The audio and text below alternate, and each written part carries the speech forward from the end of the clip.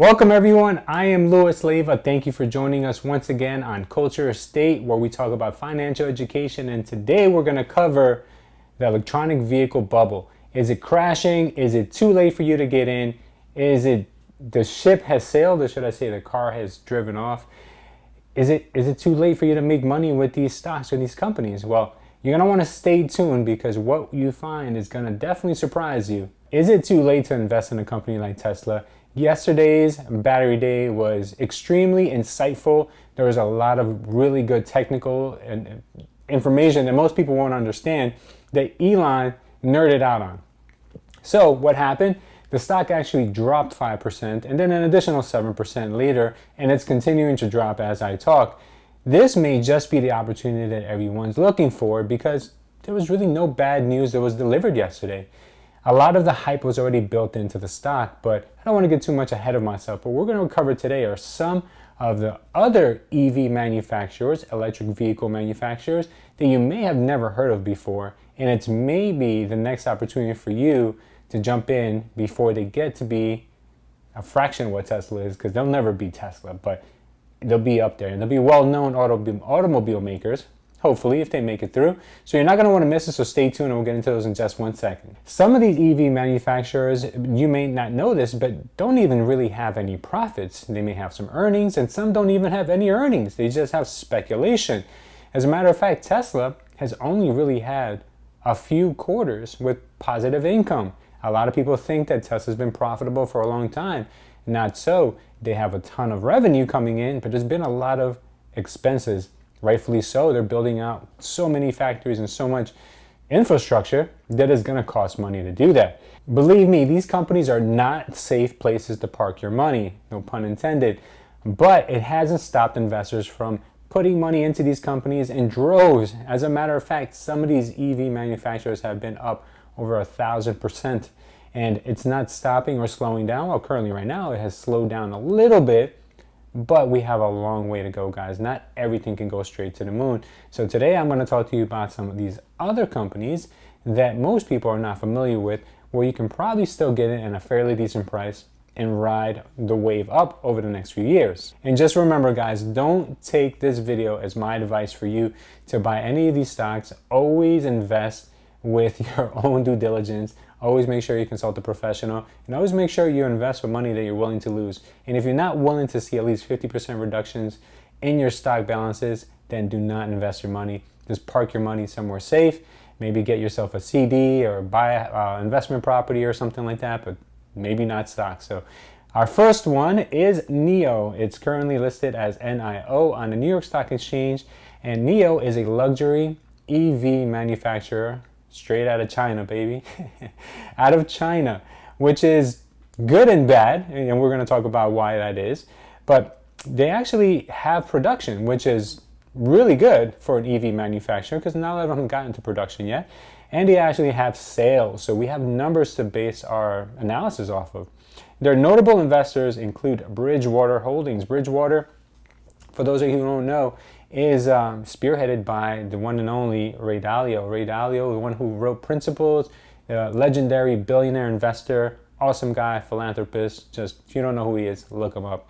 Great person. He's invested into this company, and not a large portion of their, their fund is invested into NIO, but it's a significant amount of shares. So if you're looking for some reassurance that this is a real company, well, Ray Dalio has already vetted this and made his investment. Next, I want to talk to you about how profitable they've been. So they're actually running at a deficit right now. They're not profitable. They're actually 32.48% in a deficit as a margin for their income.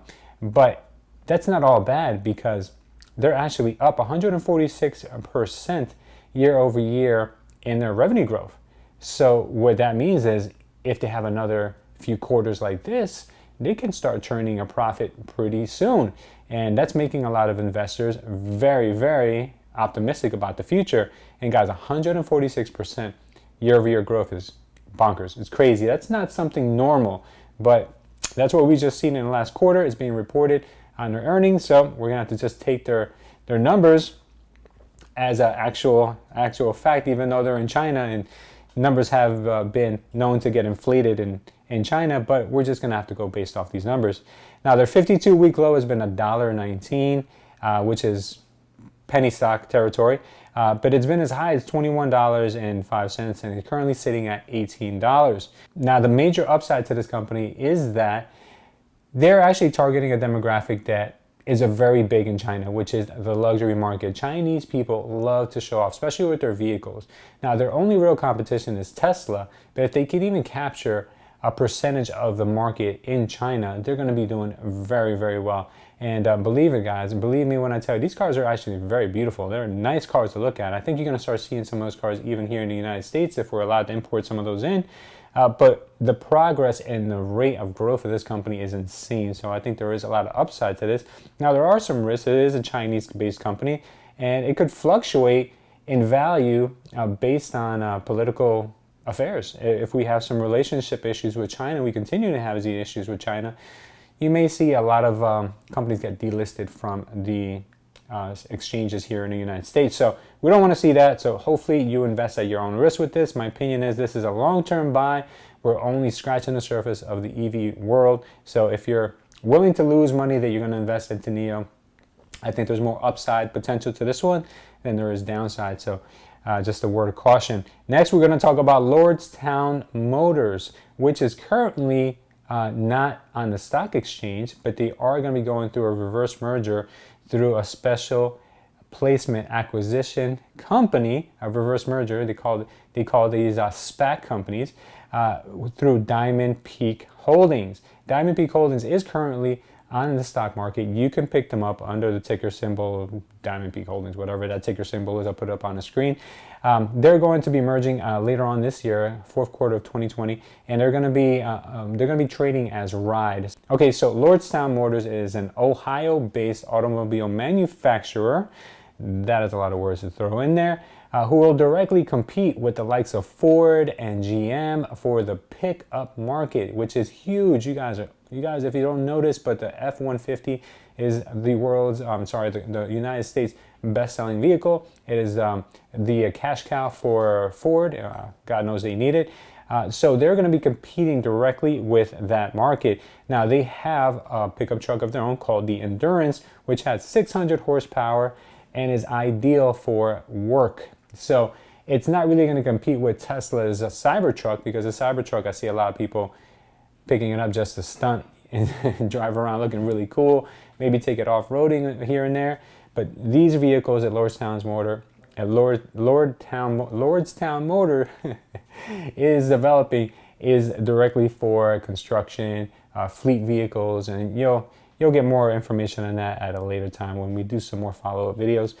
Their deliveries will start in the later part of second half of 2021, and their pickup trucks are going to be starting at $52,000 before tax credits.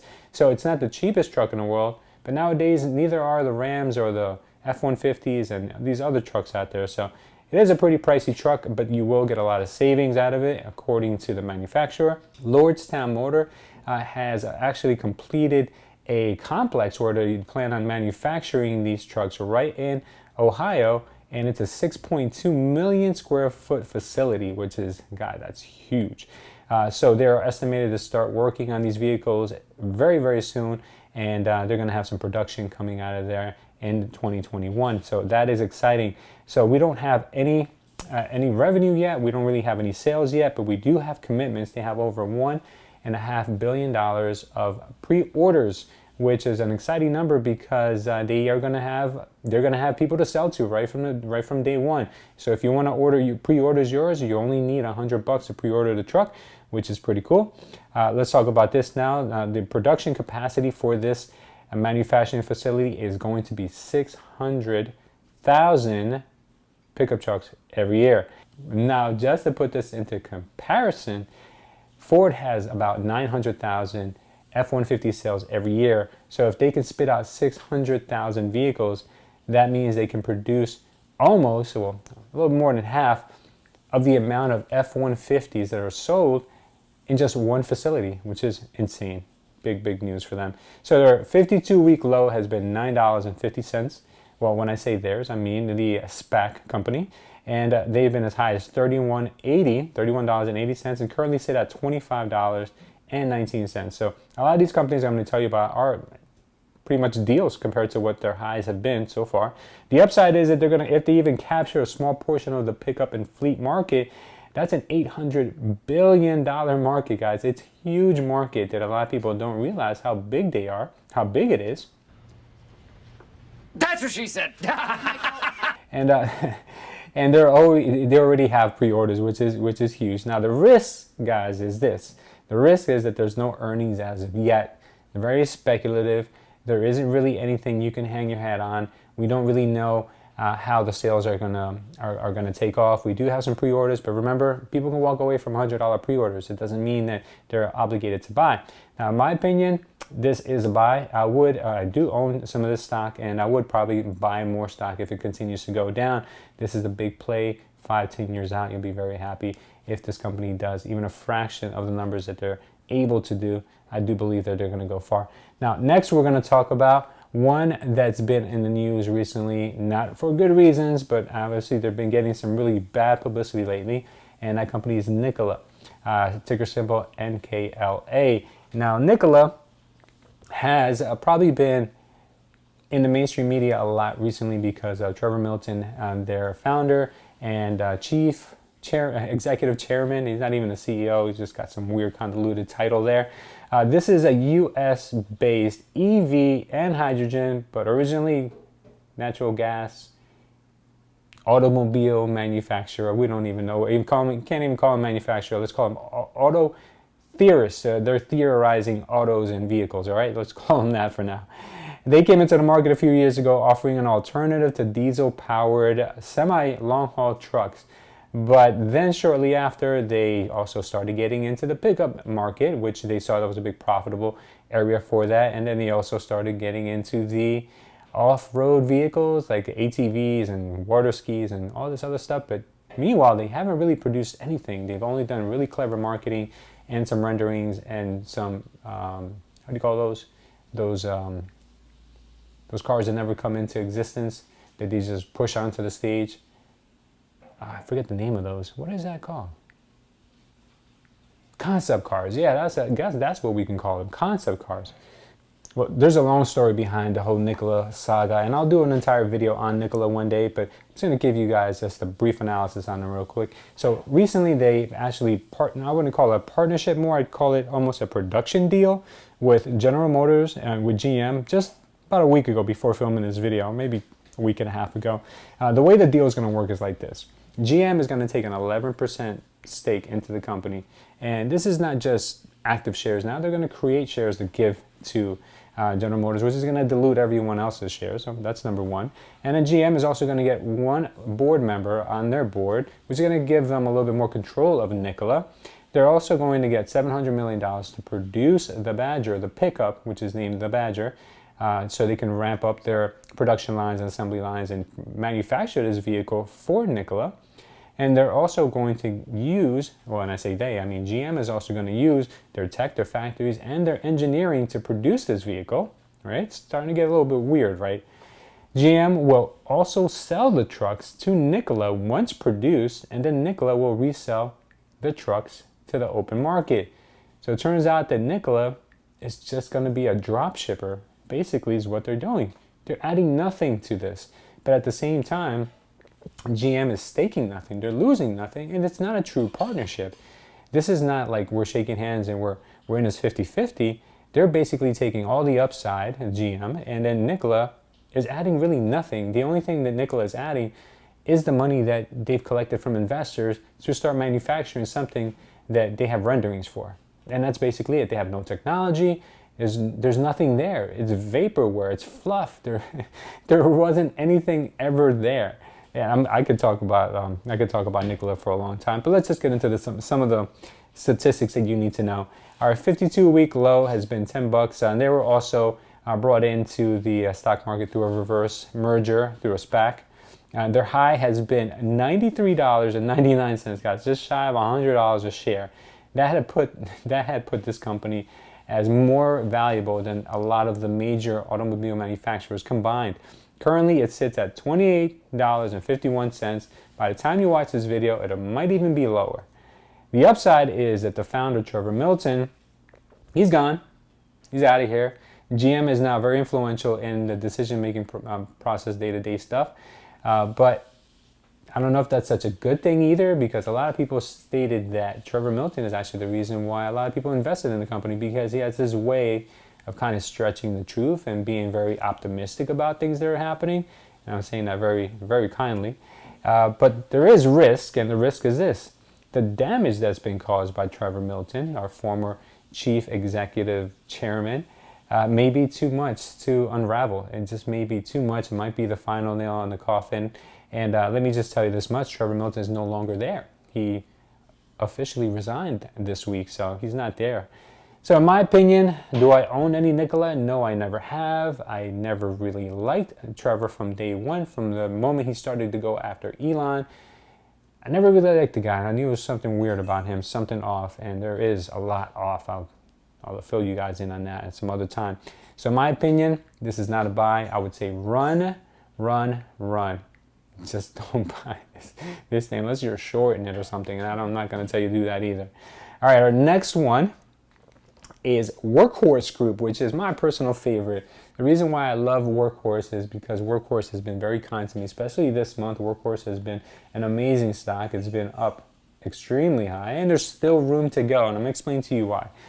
Workhorse, ticker symbol WKHS, is not a brand new company. Been around for a long time. They're an Ohio-based last mile EV delivery truck company, and they've been on the market since 2014. And what their concept is this: the most expensive portion of the delivery process is the last mile, which means that once stuff gets to the Amazon distribution center or to any distribution center at that, then smaller trucks have to distribute it out into the neighborhoods. That costs a lot of money. So that's where the most of the money is actually spent, because of the manpower. You can't really just throw a bunch of stuff into a small truck, so the truck has to be as efficient as possible, and that's what they've created. They've created an EV delivery truck, and not only that, but they've also got a little bit more creative than just that. Let's talk about this, right? So they have this thing.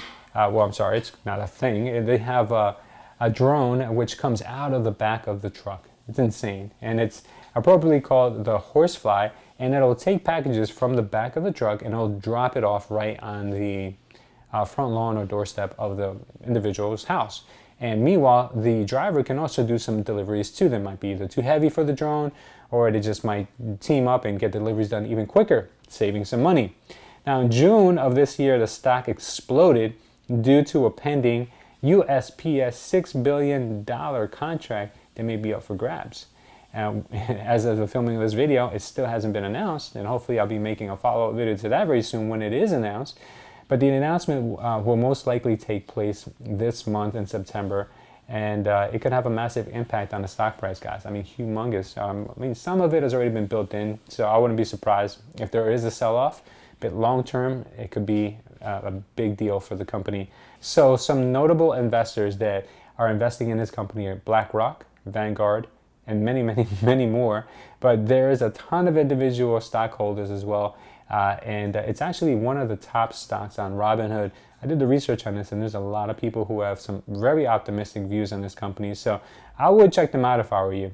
Now, the upside to this is if they do get the USPS contract, the company will gain a ton of clientele because they're going to establish themselves with a proven track record. And just because they do get this contract doesn't mean it's a good thing either. So now I'm going to talk to you about the downside. If they do get the contract, they're going to have to produce these vehicles pretty much at cost, or even take a small loss on each vehicle unless they figure out a way to be more efficient in production. And why I'm telling you this is because the amount of vehicles that the USPS needs and the amount of money they're paying for them really only allows for about $30,000 to $35,000 per vehicle, and they may not be able to pull it off to get them built for this price. Either way, I'm sure if you understand business, sometimes you have to have what's called your loss leaders, because your loss leaders will get you more business in the future. So what they may be hoping to do is establish themselves with the USPS contract and then later go out there and expand with other companies and maybe do school buses or maybe do FedEx trucks or maybe Amazon trucks, even though Amazon has their own contract with Mercedes to do kind of the similar thing. But there's a lot of companies out there who could benefit from this technology.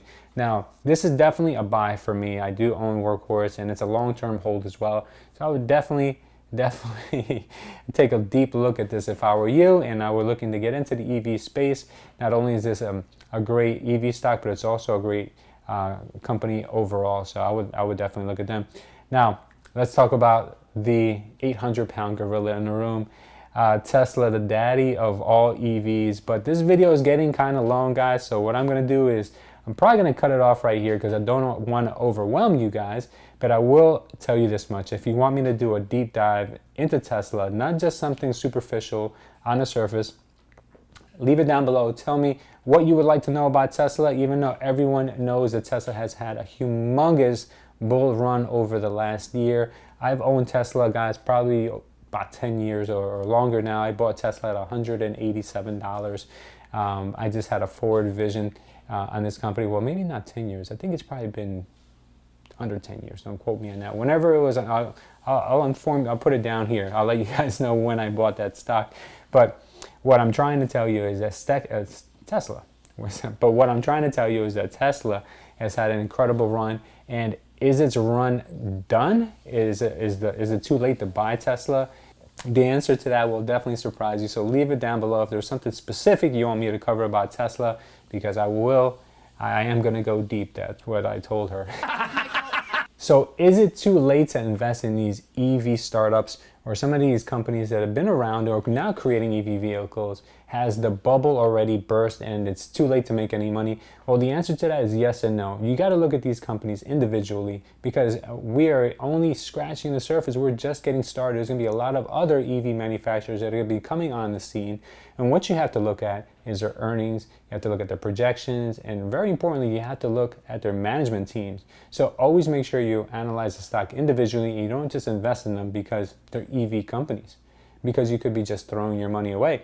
And for some of you who don't have the time to do that, I understand not everyone knows what they're looking at, but maybe you want to get in and not miss the opportunity. Well, what you're going to want to do is possibly invest in a fund that covers EVs. And I'll make a video, and I'm going to do a lot of videos. I'm promising you guys a ton of videos. I'm going to be doing a video on a fund that actually spreads the risk over many EV companies. So that way you can just invest into one fund, actively managed, by the way, so they're in and out of companies as good news and bad news may come around, and you want to make sure that they're not charging you too many fees. In this company, why am I talking to you guys about all this? I'm just going to do a video, forget about it. But I'll teach you guys what fund I'm invested in and you can invest in too if you would like to spread your risk around many EV companies. So stay tuned for that one. So thank you guys for watching. If you enjoyed this video, please give us a big thumbs up. And if you want to join the family, please do so right now by hitting that subscribe button. And lastly, I want to remind you guys, if you're in real estate or you want to get into real estate, because that's what I do when I'm not making videos for you, I am looking for agents across all 50 states. So I'll leave a link down below where you guys can get in touch with me. And most importantly, guys, we just recently started a fundraiser to feed hungry families. Every dollar you donate will provide 3 meals. So our goal is to get an $11 donation from 1,000 people and raise $11,000. I'll let you know why the 11 means so much in a later video. But please, guys, leave a link down below. If you guys are generous enough to give something of yourself, please do so. Thank you guys for watching. And always, please be safe with your investing. Take care, and we'll see you next time. And lastly, guys, if you want to learn more about what we're doing and what we're up to, you're going to want to watch these videos right here.